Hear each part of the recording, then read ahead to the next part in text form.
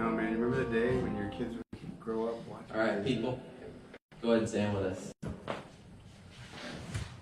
We're going to start off with some announcements. So we got Enneagram Couples Workshop is this Wednesday, 6 to 8. And if you haven't been to the first one, you can pop in. It's not like you have to come to the first one, you come to the second, third. So make sure to free up your Wednesday night for that. And then we've also got our neighborhood walk this week, Tuesday at 5. And that's because daylight savings time, so we're going to get out there a little bit later. So hopefully some more people can come at 4 o'clock trying to run from work or whatever that looks like. So we'll have that. And then don't forget about our Lent prayer guides. We've got prayers directed towards the neighborhood and the people that are around us for Lent. And so that'll be on the back table. Grab one of those and make sure to be just in prayer with us this week and the rest of Lent for our neighbors. So let's pray really quick, and then we'll jump into worship. Lord, we thank you for this morning. God, we thank you, Lord, for the ability that we get just to come here and gather together and worship you. Holy Spirit, we just ask that you'd come and move in this place, that you'd rest on us as we worship. And Lord, we thank you that as we lift your name up, God, that you show us more about you, God, that you actually free us from things and bring us victory in things. Thank you that, God, you died for us so that we could live and have life abundant. So we just pray today that you'd help us to worship you in spirit and in truth. God, you'd help us be open to what you have to say to us. In Jesus' name I pray. Amen. Let's sing.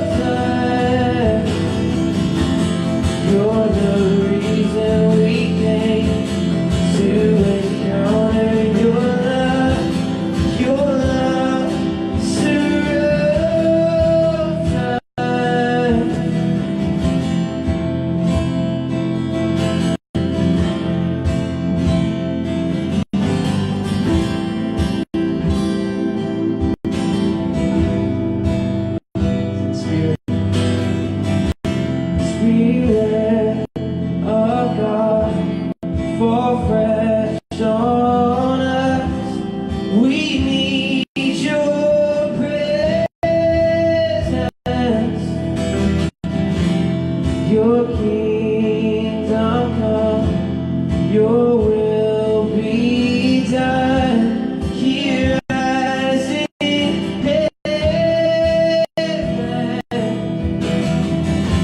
Spirit of God, fall fresh on us.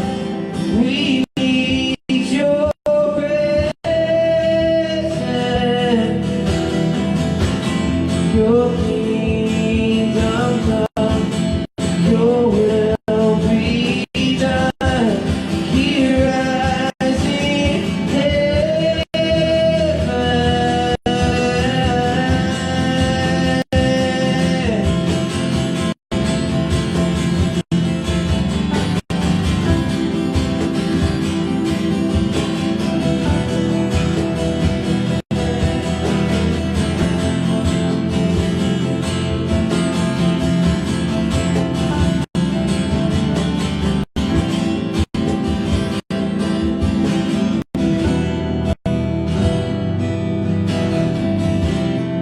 Overflow in this place. Fill our hearts with your love. Your love surrounds us. You're the reason we came to encounter your love. Your love surrounds us.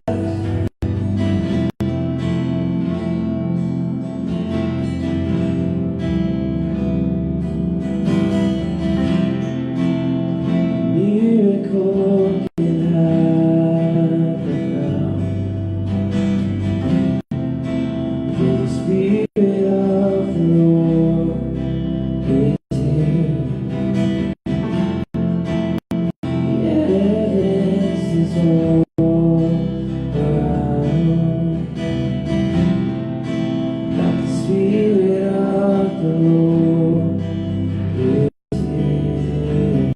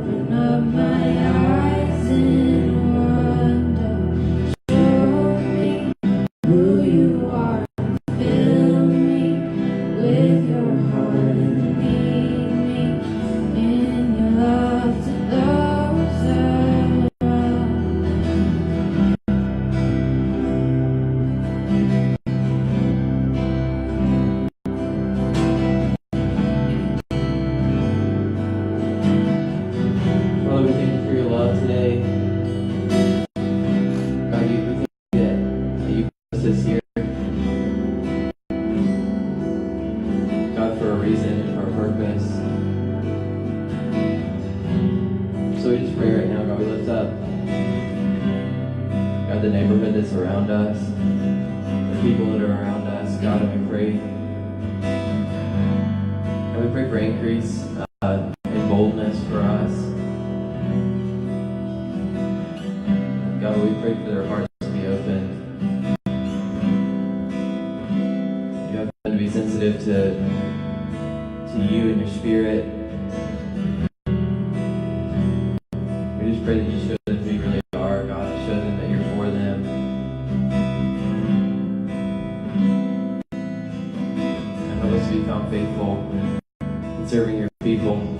And thank you for who you are, God, and the way that you love us. In Jesus' name I pray. Amen. You guys be seated. Amen. Thank you, guys. Thanks so much. You guys like when Kelly's worship? So there's this new thing Stevie started doing. I haven't told you this, Kel.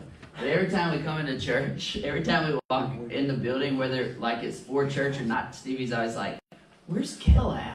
I'm like, she said, "Where'd Kel go?" And she, in her mind, this is where I live here. You live here. Okay, so we appreciate it. So hey, if you didn't get the Lent prayer guide for last week, we have those on the back table over there. So what we're doing is we're listing 3 people that we'd like to see here personally on Easter, and so those can be people from the neighborhood, those can be people in your life, but just people that you're going to pray for every day throughout Lent. And then each day there's a different household within the neighborhood. Most of those are going to be within the Oakland apartments that we've been out, people that we've talked to recently. And so each day we're praying over a different one of those households. Kim had a great idea that she messaged out to the group this week, where she put it up in her bathroom mirror. So every day when she brushes her teeth, she's reminded, hey, I'm going to take time to pray. So as long as you have good hygiene, you'll remember to pray for your neighbors, okay? And so I want to encourage you to do that today. So also, if you're here today, congratulations. You get a crown, what is like a diamond in your crown in heaven for being here on Daylight Savings Day. So last week, I had 45 minutes to prepare a message. I didn't know I was going to speak, and I had a bigger audience and great feedback. And this week, I've labored diligently over a sermon for the faithful few, and we'll see if you guys like it or not. So let's jump in. We're in Mark chapter 10 this week. I'm going to begin in verse 32, and so there's just so much going on in this chapter to talk about. So let's look at verse 32.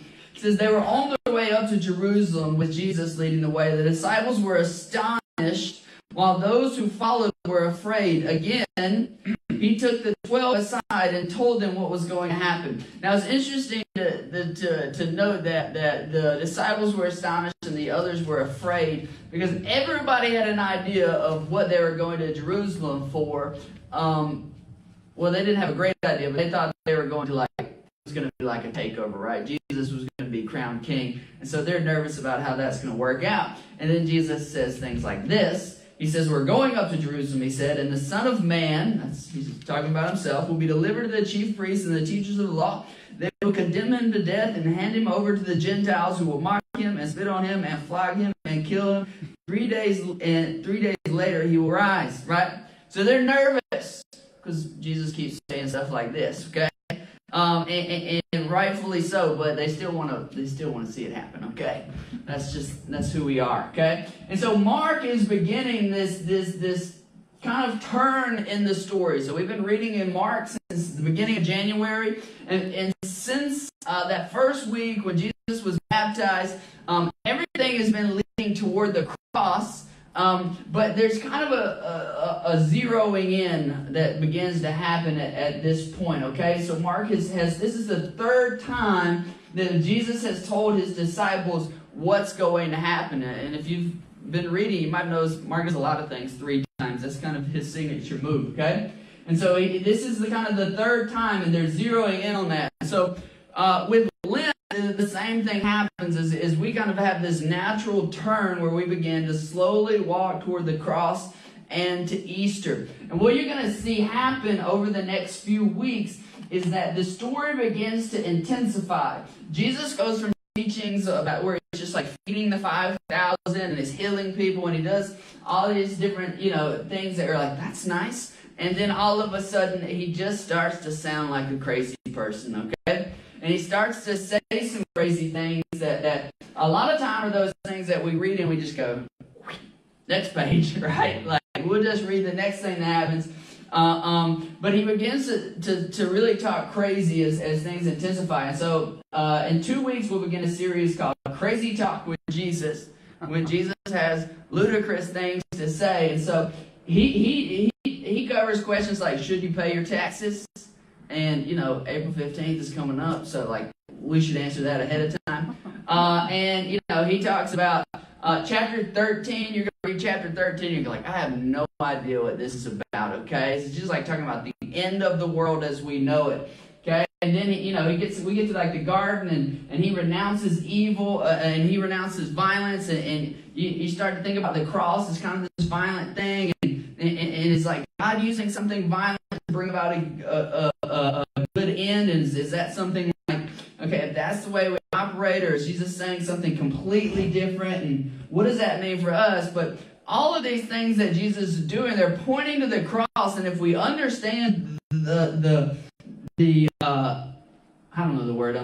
emphasis that Jesus is trying to put behind it, the thing that's going on underneath, then we really understand the cross so much better, okay? So today we're going to begin this conversation about the cross. And today's really about a perspective with the cross. So turn to your neighbor and say, it's about perspective. It's about perspective. Yes. Right? Like, nobody's spouse is here today. Everybody showed up with just like one half of their family. So turn to somebody that you're not related to and say, it's about perspective. Okay? And so in Mark chapter 10, the disciples have this fundamental misunderstanding about what's going on. Okay? And kind of moving forward, their misunderstanding and our misunderstanding is one of the key themes that happens here. So the disciples, we're going to see they're very concerned about what they're going to get from Jesus when they get to Jerusalem. It starts out in 35, it says, James and John, the sons of Zebedee. Remember, there's Peter, James, and John. James and John are brothers. Peter kind of goes out on his own and does things sometimes. They always come together.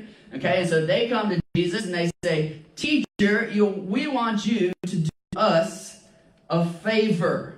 Okay? And so James and John, they've got this very transactional relationship with Jesus. And we do the same thing. That's what we're going to talk about today, is how sometimes we have a transactional relationship with Jesus. And that's not what the cross is about. So they come to Jesus and they're basically like, if you'll do this for us, then, we'll do this for you. Like, we follow you to Jerusalem. Will you do us this favor? Right? And if God works it out the way that we think he's going to work it out, then Jesus, will you do this for us? And so in modern theology, we see this a lot. How many of you guys are familiar with the prosperity gospel? You know what that is, right? The idea is like, if you follow Jesus, he will make you prosperous, right? If you are faithful, he will bring prosperity to you. Okay, we do the same thing a lot of times in other streams of faith, but a lot of times it's just centered on this thing of sin management. And it looks like this, like, Jesus, if we follow you, you'll take care of this problem for us. Which in our life, that tends just to be sin management. But a lot of times, if our perception of the cross, the crucifixion, is just on basically God like fixing the mess we've made, then we miss out on the whole bigger thing that's happening. So it's not inaccurate to say that we made a mess and Jesus is cleaning it up. Okay? But if that's all we come to the cross and see, we just miss out on something better. We settle for a partial truth. And sometimes we focus on the cross as basically like, it's God's problem-solving technique, okay? That's God's problem-solving technique for the world. And what we end up with is what I would call a contract gospel, rather than the true, full gospel. We know the contract gospel, which is basically, we've agreed with Jesus that if we believe this, we sign the contract and then everything's good, okay? That God is up there and there's kind of this cosmic equation that needs to be filled or scales that need to be balanced. And if they're balanced out, then everything's good and we can all move forward, okay? Instead of the true kind of relationship that God's calling us to, which is a covenant relationship, which is a transformational relationship. So one of the key things I want you to learn this morning is that the cross isn't about making a transaction with God work. Now I want to be clear, there's something that happens there. Something is enacted on the cross. The cross isn't about making a transaction between me and God work, or you and God work, or it's not about like Jesus paying God off, or God paying the devil off, or any of the ways that you may have heard that spun. It's about entering into a transformational relationship. Okay, and so I want to talk about the differences in kind of these two types of relationships that we'll talk about today. One of them is a transactional relationship, and one is a transformational relationship. Okay, and one is what you would call like a contractual. So when you think about a transaction, we go to the grocery store, we have a transaction with somebody, right? Okay, or you think about it in terms of contract, or transformational, which is covenant. So when you think about a contractual relationship, who's somebody you would have a contract with? A boss. A boss, okay. So an employer, okay. All right, let's do that. All right, let's say an employer. All right, an employer, somebody. I think of contracts. I think about lawyers, okay. Lawyers. The bank, right? You have contracts with the bank. A landlord. Okay, a landlord is somebody you have contract with. Maybe a business partner. Okay. Electric company. The electric company. Yeah, so all these people you have a contract with. And every one of those relationships is built on having an even exchange. Okay. So it's built on this idea of an even exchange with somebody. Okay, here's the deal. Okay, I take out a loan from the bank. They give me money. I get a house in return, right? It's an even exchange, more or less, okay? So the same is true with your employer, okay? You sign a contract with your employer. You agree, I'm going to work this many hours. They agree, I'm going to pay you this much money. It's all based on an even exchange. Now, who's somebody you would have a covenant relationship with? Jesus. Right? Well, Jesus, yeah, okay. So, your spouse, okay? A covenant relationship with your spouse. Okay, so when you get married, you enter into a covenant relationship with them. Now, you might be saying, well, didn't I sign a contract? Right? You didn't actually sign a contract with your spouse. You signed a contract, the two of you agreeing to operate a certain way with the government, okay? But that contract does not actually make your relationship work, okay? So a spouse is somebody, a covenant relationship, this is the deal. Covenant relationships, they're not built on an even exchange, they're built on commitment, okay? And trust. They're built on commitment and trust. So who's somebody else you might have a covenant relationship with? Kids. Kids, all right, yeah, children. This is the deal, okay? If you're married, that covenant extends to your children, okay? That's the way that works. Okay, another relationship might be a friend. Okay, a friend. Okay, that's a relationship that's built on commitment and trust. Now, if your friendship is built on even exchange, it's never going to work. Okay, so like you got a friend, they borrow $5 from you, right? If they don't pay you back, it's going to be okay, right? You're still going to be friends, right? If it's not going to be okay, then you don't have a relationship that's built on commitment to each other and it's built on trust to each other. It's all about everything being even. Another relationship here might be a parent. Okay, this is the deal.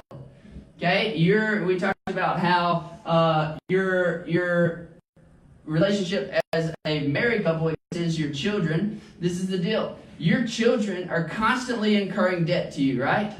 You're constantly doing things for them that they will never be able to repay you for. The same is true with your parents, right? You'll never be, unless you win, the $1 billion lottery and then give it all to your parents, you're never going to be able to pay them back, okay? So there's a difference between a transactional relationship and a transformational relationship. And God is not calling us to a transactional relationship. What Jesus does on the cross is not about making some kind of cosmic contract with God work out. It's about entering into a relationship with Him, okay? When's the last time your life was dramatically changed by going to the post office? Never, okay? Because it is a transactional relationship. You paid them to mail that.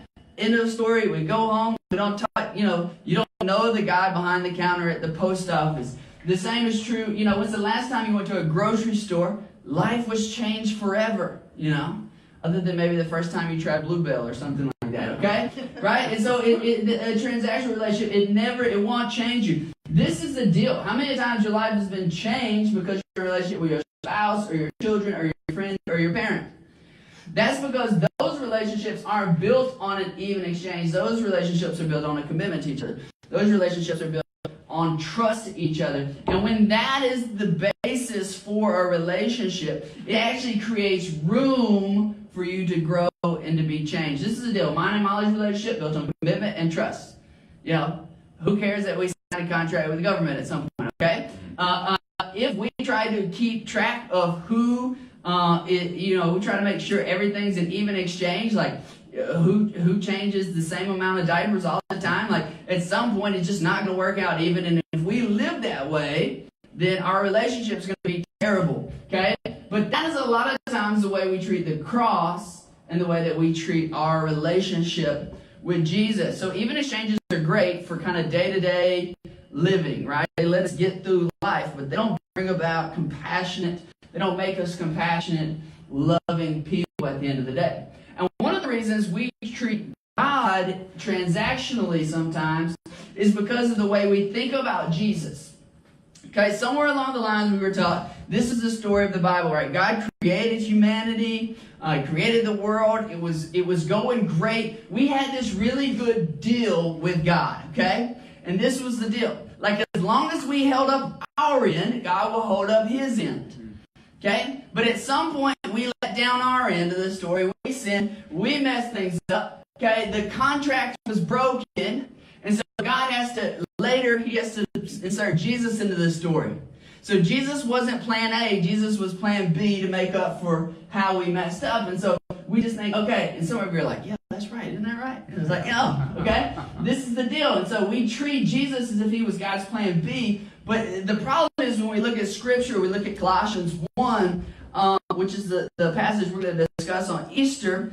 It says that Christ was the very first thought of God and was with God from the very beginning. So Christ, not Jesus' last name, okay? Christ is this idea of kind of this eternal, ever-present person of God. And when we talk about Jesus as the Christ, we talk about the eternal presence of God indwelling into the person of Jesus. Okay, and so the deal is Jesus wasn't plan B. Jesus was there from the beginning, and he realized how this was going to work out. And if Jesus is part of the creative process, well, then that changes the way we view the cross. That makes it a lot more significant. In fact, it changes that Jesus came to reveal to us God's love and the lengths that he was willing to go in a relationship that's built on commitment and trust, rather than just, oh man, we messed up our contract with God and now we need Jesus to come in and fix it. And so I told you today's about perspective, and some of you are like, yep, now this is going to have to wrestle with this, okay? This is the deal. If we're in a covenant relationship with God, there's nothing you can do to make God love you less. Okay, there's nothing you can do to make God love you less. And it's only within this type of relationship where God is a lover, where God is our Father, where we are his children, where God is our friend, where we can begin to change because we experience that infinite, unearned love. And there's nothing we can do about this. The cross at the heart is about a transformational relationship. It's about a covenant relationship. Okay, so we're going to look in starting in verse 35. Here we go. All right. Then James and John, the son of Zebedee, came over and spoke to him. Teacher, they said, we want you to do for us a favor. What's your request? He asked. They replied, when you sit on your glorious throne, we want to sit in the places of honor next to you, on your right and on your left. But Jesus said to them, you don't know what you're asking. Are you able to drink from the bitter cup of suffering I'm about to drink? Are you able to be baptized of the baptism of suffering I must be baptized with? Remember what Jesus just told me. He says, we're going to Jerusalem. What's going to happen in Jerusalem? I'm going to be crucified. crucified, okay? I'm going to be buried and then I'll raise from the dead. But they're asking, hey, Jesus, when we get there, can we sit on your right and your left on your glorious throne? In their mind, they hear glorious throne and they think king in a castle, okay? Jesus sitting on the throne. We get to be on his right and on his left. He talks about the cup. In their mind, they think cup. They think Passover. They think liberation. They think everybody's going to be freed and great. You know what? We're going to push back the Roman oppressors and we're going to be freed from them. And that's going to be good. They hear baptism. They hear access to authority. And so they're like, great. Okay, throne, right, left. We're right there. We're at the seat of power. Okay? James and John, very much looking for a transactional relationship with Jesus. Very much equation-based. Very much if-then propositions. Jesus, if we do this, will you do this for us? So when Jesus talks about the throne, he's talking about the cross. Okay? Jesus says, I'll sit on the throne. Okay, but that's the cross. He talks about the bitter suffering, the cup. He's talking about his blood. He says it'll be spilled. He says, you're going to be able to drink from that. When he talks about his baptism, he's like death, burial. Okay? That's what he's talking about. And so the disciples, they don't get it. This is their response. I love this. Jesus asked them, are you going to be able to do this? And they said this. Oh, yes. They replied, we are able. Then Jesus told them, you'll indeed drink from the bitter cup and be baptized with my baptism of suffering. But I have no right to say who will sit on my right or my left. God has prepared those places for the ones he has chosen. Okay? And so Jesus says, yeah, in fact, you will, but you're not going to like it. And if you follow the disciples kind of past their into their ministry career on Jesus, it ends poorly for all those guys. And he talks about, Jesus says, yeah, there'll be somebody sit on my right and my left, but here's the deal. I'm going to be crucified, and I'm going to be crucified with hundreds of other Jewish people at the same time. It's not like there was just 3 people that were getting crucified, that they were constantly crucifying people. Anybody that stood up against the government or committed a crime, they were crucified. That was the deal. And Jesus says, well, it's not up to me to be on my right or my left. And actually, you probably don't want to be there anyways, okay? So this is the 3rd time they still don't get it. You guys remember 2 weeks ago how we talked about how Jesus' death, I talked about how the gospel is kind of trippy and like there's just layers to it and that kind of stuff, and how it brings an end to religion, to the very religion that the people crucifying Jesus were trying to keep, okay? And at the same time, it establishes this kingdom, and there's all this kingdom symbolism around the cross. You have the cross, which is a throne, okay? You have a scepter, but the scepter looks like a spear in the side. You have like this kingly robe, but the robe is not on Jesus; it's on the ground, and they're gambling for it. And then you have you have this crown, but it's not a kingly crown; it's a crown of thorns. And so Jesus is kind of saying, but this is that kingdom. That's the kingdom that will unite all people. But here's the deal, guys. Okay. You want to make a deal based on where we're going right now? Jesus is saying, guys, that deal is never going to work out in your favor, okay? It's never going to work out in your favor. And so James and John, they essentially want like a prosperity type gospel thing. Jesus, if we do this for you, you'll do this for us. You'll bless us in this kind of way. And Jesus says that equation will never work out for you. And sometimes that's the gospel we've been taught. I would call it the gospel of sin management, right? Which is the good news that Jesus has come to fulfill an equation, to set the scales right, because we don't have the means to do it on our own. Okay? And like I said, I would call that the gospel of sin management. But this is the problem with that. The entire premise of that is based on the idea, Jesus is still a pretty good looking guy in this picture. It's God the Father that's really a problem, right? Because in that picture of what the cross is, God the Father is really interested in getting even, okay? You mess things up, and he wants to get even with you. And so today I want you to understand nothing else. God is not interested in getting even with you, okay? That would be a terrible father. It would be a terrible father. If I tried to get even with Stevie all the time, I'd be a terrible dad, okay? Sometimes I just have to take her craziness. Okay? The same thing is true of God. So God isn't interested in getting even with you. That's not what a covenant relationship looks like. Right? My marriage would not have any trust, or there wouldn't be a sense of meaning, there wouldn't be any sense of love if it was all based on keeping score with each other. But instead, if we're in a covenant relationship, then we're committed to loving each other, then there's always this room to grow. Okay? And that is why, God talks about us in terms of, we talk about our marriage to Christ. We talk about God as our Father. We are His children. That is the type of relationship that we see here. And the good news is that God isn't interested in getting even with you. And that should be a relief. Okay?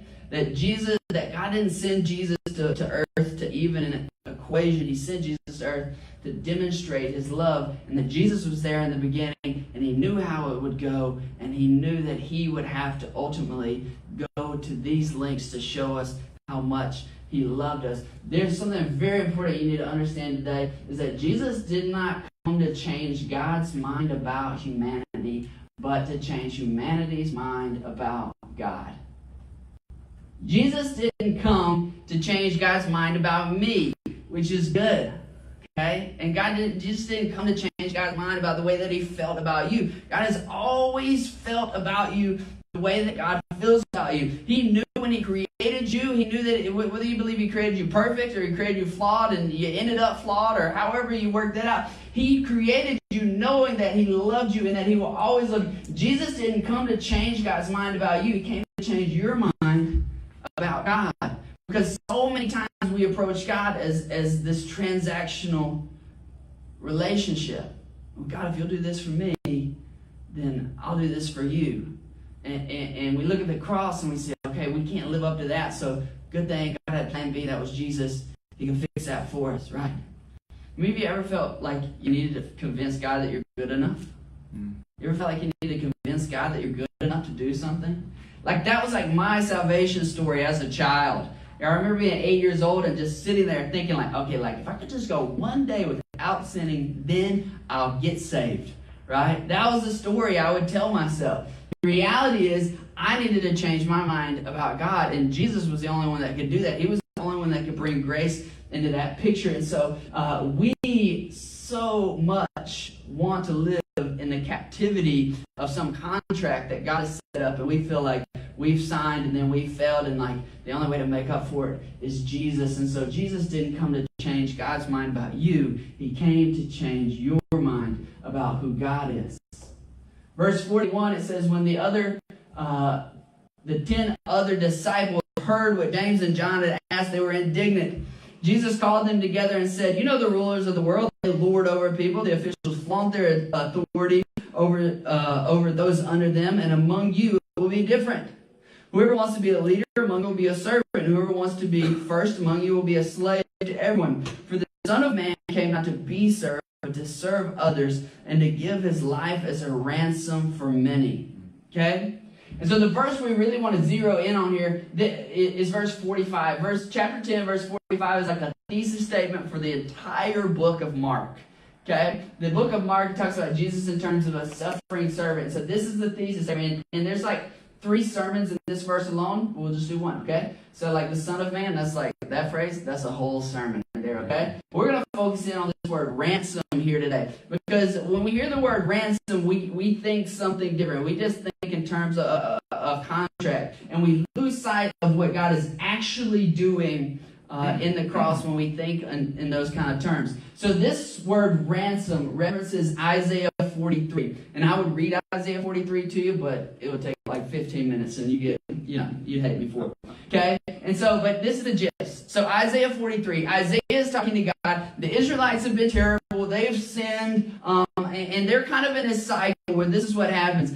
They follow God for a while, they do good, and then they mess up, and it goes really poorly, and then they find themselves in captivity. They find their enemies coming in to get them. And so they're kind of in this period where they've been acting poorly for a while, and Isaiah is talking to God. He says, God, don't you think it's time to send some of our enemies to punish us? Like, that's what he thinks. And so he calls that's what he refers to as a ransom in that context. And then Isaiah 43, it goes on, and there's this change. There's this servant song that is sung, and he begins to shift Isaiah's perspective. He says, no. There's this servant who's coming. And this servant is going to bring healing in your life. And he's going to change you that way. And he is going to be the ransom. And it's not going to work the way that you think it works. You know, in your mind, you think that there's this idea of like redemptive violence. For so many of us, that's what we believe the cross is. It's like God he punishes Jesus. You know, it's like God kills Jesus so he doesn't have to kill us. Okay? And that's what we think of. And that actually perpetuates the myth of redemption violence. But this word ransom, you know, it's understood as the forgiveness of sins by God because of Jesus. But when you hear the word ransom, what do you think of? Yeah, when somebody needs to be ransomed, you think somebody's been what? Kidnapped, right? Yeah. And so you get this image in your mind, it's almost as if like God has kidnapped Jesus, and he says, if you don't quit sinning, I'm going to have to kill Jesus.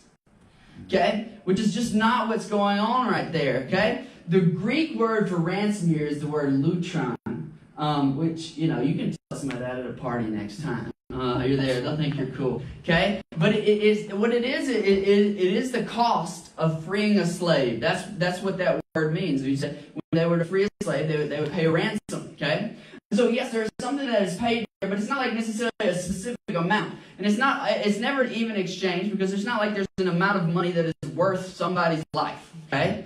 Okay, so that's not what's happening there. And so you look at that and say, okay, this it's not about necessarily even exchange, but we live in this capitalist society, so we look at that and we go, okay, we zero in on like this monetary exchange that we see happening here. The cross is not about a barter that's going on between God and man. The bigger idea here is about redemption. Okay?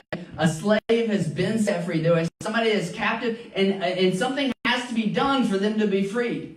So for sure, something happens on the cross. Yeah, there's an exchange that takes place, but it's not an even exchange. Okay? It's not an even exchange in any sense of the word. And so it's about freedom. It's about being redeemed. Okay? 1 Corinthians 7:23. You know, it says, God has paid a high price for you, so don't be enslaved to this world. So yeah, an exchange takes place, but the good news is God doesn't care about the exchange rate. God doesn't care about the exchange rate that's happening there. Like, he will literally do anything to prove his love to you, because God isn't interested in getting even. God is interested in inviting people into the type of relationship with him, a covenant relationship with him, where people can be transformed, where people can be set free. So the cross is about healing, right? It's not about an even exchange, right? People are made whole because they're healed. They're made whole because they're healed. And so what happens is we drift easily back toward that transactional relationship with God, because this is the deal. It doesn't actually require us to change at all, right? If Jesus just comes in and balances the square and the scale, and everything's good, like, that's great. Like, we got our ticket to heaven. We can pray if we need to make God make us feel better. But for the most part, we just get to like go back to our lives. It's like the exchange you make at a grocery store. Sure, you get something good in return, but like, hey, at the end of the day, we go back to the way that we were living, right? And in that kind of relationship with God, God just remains a distant landlord, right? And he's happy as long as the rent's paid. Good news, Jesus paid the rent, okay? The problem is you can claim the freedom of Christ and never experience it in your own life, right? But so many times we like the predictability of this equation-based faith, okay? Because it doesn't require us to enter into a growing, transformative covenant relationship with God. And many of us, we like it because it's predictable in the same way that living like a slave was predictable. Okay, we like the predictability of captivity much more than we like the freedom, the fight that's required for a covenant relationship that is free, that's built on trust, that's built on commitment. You know, any kind of relationship that's built on trust and commitment requires you to work. It requires you to fight for it, to stay there. And so I just want you to understand that the cross is not about a transaction. It's not about making a transaction with God work. Yeah, something happened there. Yeah, there's change that's made there. This deal was not an even exchange, right? But it's about entering into a transformational relationship with Jesus, and He'll literally go to any length to make that happen. And so today, I told you about perspective. Your next step is simply, is your view of Jesus transactional or is it transformational? Okay? Do you think of Jesus as God's plan B to make things work out for you because there was a nice equation that God set up and you messed it up and Jesus can come in and fix it, or was Jesus God's plan A? And He's loved you from the very beginning, and there's nothing you can do to make God stop loving you, and He will go to whatever lengths it takes to set you free. Right? Do you operate like you have a contract with God, or do you operate like you have a covenant relationship with you? Because this is the deal. God is not trying to get even with you, but a lot of times we live as if that is true. Okay? Let's pray together. Dear God, thank you for today. Thank you for the sunshine that's come outside. And God, we just pray today that as we look toward the cross, we would see it for what it is and the type of relationship that you are calling us to, that we'd be willing to be transformed, that we wouldn't just have a transactional relationship with you where it's just all about what we get and how we benefit from it and how that exchange works out in our favor. God, we just ask that our commitment to you, that our allegiance to you wouldn't be empty, but it would be full, that it would be based in a relationship where we trust each other, that we just stand in all of the lengths that you're willing to take to prove to us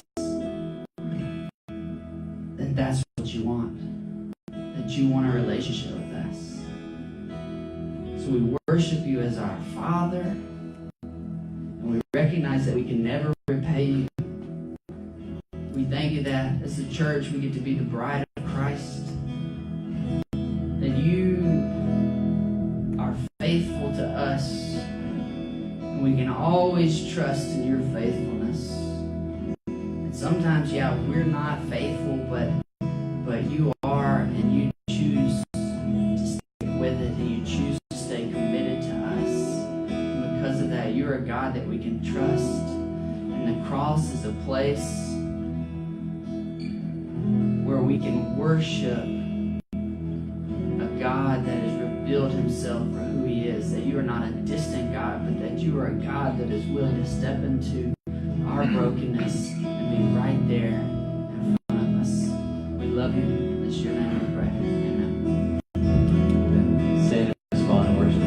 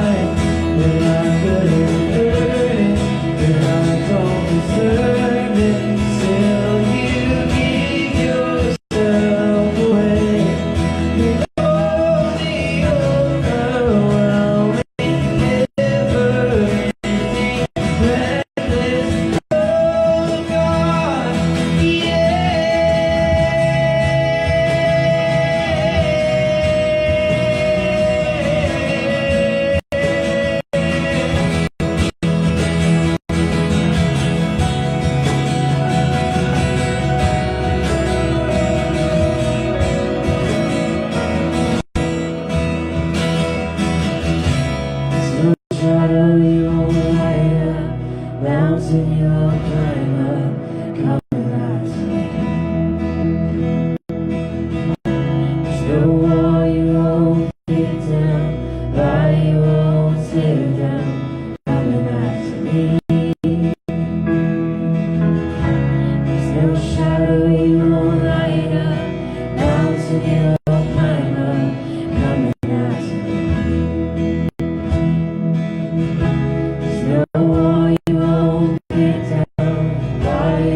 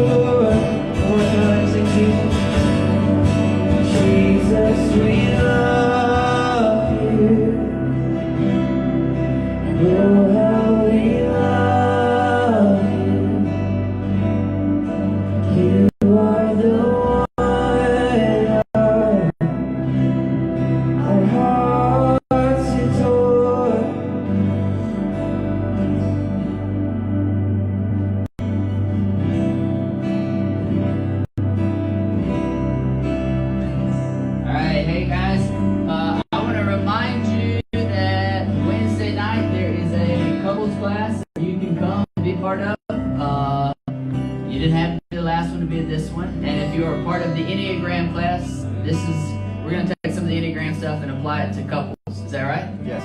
All right, which is good. Yes, it is. Our Lent prayer guide, if you don't have one of those are at the back table.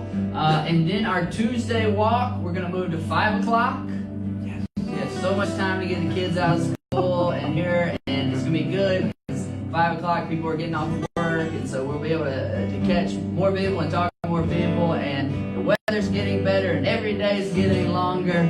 And one day the sun will come back and stay. I believe it. I proclaim it today. Yeah, and so in 5 minutes or so, let's circle up in the back, and then we'll do our discussion on Mark chapter